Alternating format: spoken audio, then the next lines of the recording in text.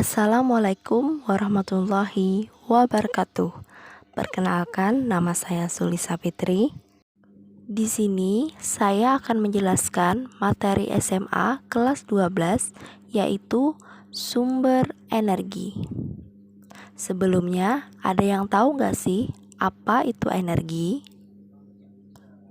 Jadi, energi adalah kemampuan untuk melakukan usaha atau kerja atau melakukan suatu perubahan.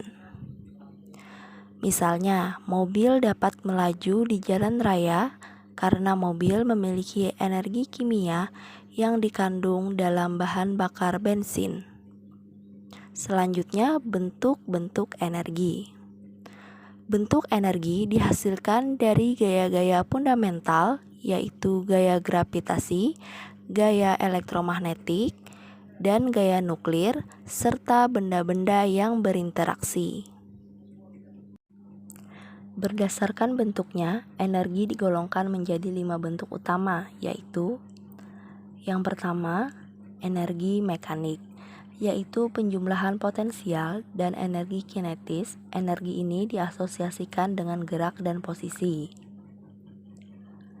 Yang kedua, energi kimia, yaitu suatu zat kimia yang mengalami reaksi kimia lalu berubah menjadi zat lain.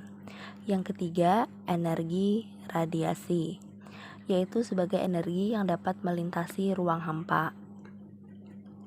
Yang keempat, energi listrik, yaitu energi utama yang dibutuhkan bagi peralatan listrik atau energi yang tersimpan dalam arus listrik. Yang kelima, energi nuklir, yaitu energi yang dihasilkan dari reaksi antar partikel di dalam inti atom yang bersumber dari energi ikat pada partikel bebas yang dihasilkan dari sumber energi yang rendah karbon, murah, dan aman untuk dimanfaatkan. Selanjutnya, ada konversi energi. Konversi energi adalah proses mengubah energi dari satu bentuk ke bentuk lainnya. Misalnya, energi listrik menjadi energi gerak. Lalu, ada kekekalan energi.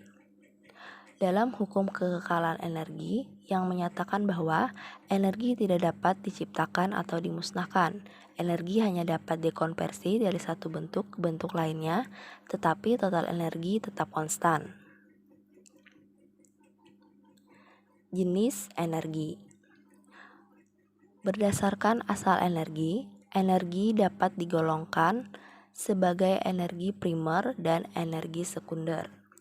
Energi primer adalah energi yang berasal dari sumber energi yang ditemukan di alam, yaitu angin, air, surya, batu bara, minyak, dan nuklir. Sedangkan energi sekunder adalah energi yang diperoleh dari sumber-sumber energi primer, yaitu listrik dan gas. Berdasarkan ketersediaannya di alam, energi dapat digolongkan sebagai energi terbarukan dan energi tak terbarukan. Energi terbarukan adalah energi yang berasal dari sumber yang dapat dengan cepat dipulihkan kembali secara alami dan prosesnya berkelanjutan, yaitu panas bumi, matahari, angin, air, dan biomasa. Sedangkan energi tak terbarukan adalah energi yang asalnya dari sumber-sumber yang terbatas jumlahnya di bumi, prosesnya tidak berkelanjutan sehingga pada saatnya sumber energi ini akan habis, yaitu energi fosil atau minyak bumi, gas alam, dan batu bara, dan energi nuklir atau bahan bakarnya adalah uranium yang persediaannya terbatas. Energi terbarukan. Yang pertama, energi panas bumi. Suhu inti bumi mencapai lebih dari 5.000 derajat Celcius. Panas atau kalor mengalir secara konduksi menuju berbatuan di sekitar inti bumi. Panas ini menyebabkan berbatuan meleleh membentuk magma. Magma memanaskan kerak bumi dan air yang mengalir di dalam kerak bumi hingga mencapai 300 derajat Celcius. Air yang panas menimbulkan tekanan tinggi sehingga air keluar dari kerak bumi. Yang kedua, energi matahari. Energi matahari secara langsung dapat dimanfaatkan untuk memanaskan air mandi di rumah. Salah satu caranya adalah menggunakan panel surya. Alat ini berupa kotak tertutup kaca yang dipasang di atap bangunan yang menghadap matahari. Yang ketiga, energi angin. Energi angin juga dimanfaatkan untuk menghasilkan listrik. Cara kerja pembangkit listrik tenaga angin adalah sebagai berikut, yaitu angin yang tertiup memutar baling-baling turbin angin. Baling-baling turbin dihubungkan ke sebuah pusat yang dipasang pada poros batang yang dapat berputar. Poros batang melalui sebuah kotak gear transmisi dengan kelajuan rotasi dapat ditingkatkan. Transmisi dihubungkan ke sebuah poros batang kelajuan tinggi yang memutar sebuah generator untuk membangkitkan listrik. Yang keempat, energi air. Air memiliki massa jenis 1000 kali massa jenis udara. Energi potensial air karena ketinggian dan energi kinetik karena kelajuan. Air dapat dimanfaatkan untuk membangkitkan tenaga listrik. Inilah yang dilakukan pada pembangkit listrik tenaga air atau PLTA. Yang kelima, energi lautan. Energi lautan dapat dimanfaatkan dalam 3 cara, yaitu energi gelombang laut, energi pasang surut, dan energi panas laut. Pembangkit listrik tenaga gelombang laut. Pada dasarnya, prinsip kerja teknologi yang mengonversi energi gelombang laut menjadi energi listrik adalah mengakumulasi energi gelombang laut untuk memutar turbin generator. Pembangkit listrik tenaga pasang surut. Turbin generator pasang surut memanfaatkan pasang dan surutnya air laut untuk mengonversi energi kinetik pasang surut menjadi energi listrik. Pembangkit listrik energi panas laut. Pembangkit listrik energi panas laut adalah suatu pusat pembangkitan listrik yang memanfaatkan perbedaan suhu sebesar 22 derajat Celcius antara suhu permukaan laut dan suhu pada kedalaman tertentu, misalnya pada kedalaman 1000 meter. Yang keenam, energi biomassa. Energi biomassa adalah energi yang diperoleh dari tumbuhan dan hewan. Klorofil yang ada dalam tanaman menyerap karbon dioksida dari atmosfer dan air dari dalam tanah melalui proses fotosintesis. Energi yang diserap oleh tumbuhan ini diberikan ke hewan ketika hewan-hewan ini memakan tumbuhan.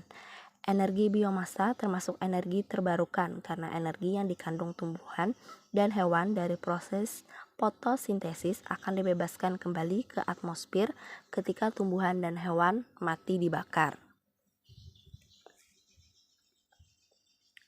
Selanjutnya, energi tak terbarukan.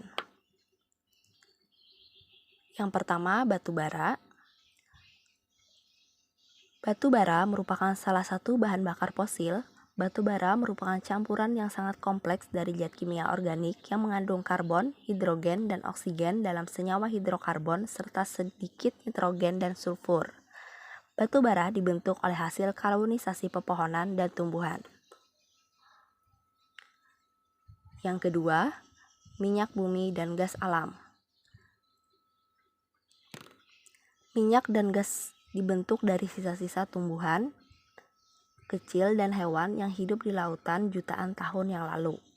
Minyak bumi adalah campuran kompleks yang sebagian besar atau sekitar 90% hingga 97% terdiri dari senyawa hidrokarbon. Hidrokarbon yang terkandung dalam minyak bumi terutama adalah alkana, sedangkan sisanya adalah sikloalkana, alkena, alkuna, dan senyawa aromatik.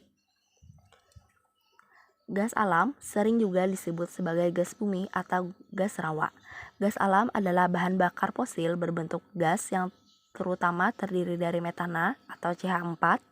Gas alam juga mengandung hidrokarbon yang lebih berat seperti etana atau C2H6, propana atau C3H8, dan butana atau C4H10. Gas alam juga mengandung gas-gas sulfur atau belerang.